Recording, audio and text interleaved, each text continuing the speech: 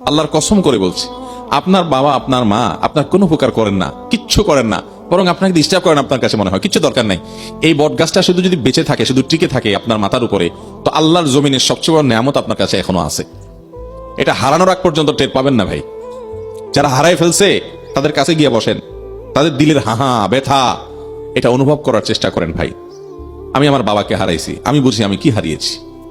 এখনো প্রায় সময়, অনেক দিন হয়ে গেছে, দীর্ঘ 4 মাস হয়ে গেছে, এখনো যখনই মনে পড়ে অস্থির হয়ে পড়ি। নিজেকে নিয়ন্ত্রণ করা অনেক কঠিন হয়ে যায়।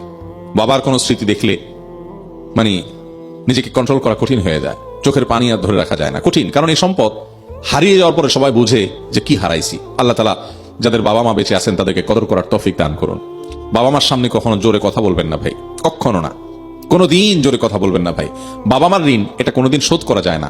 নিজের গায়ের চামড়া দিয়ে যদি বাবাকে মাকে জুতা বানায় দেন, আপনার নিজের শরীরের চামড়া দিয়ে যদি জুতা বানায় দেন আপনার বাপ মাকে, ঋণ শোধ হবে না ভাই। এই ঋণ শোধ করা যায় না, আপনি চাইলেও পারবেন না ঋণ শোধ করতে।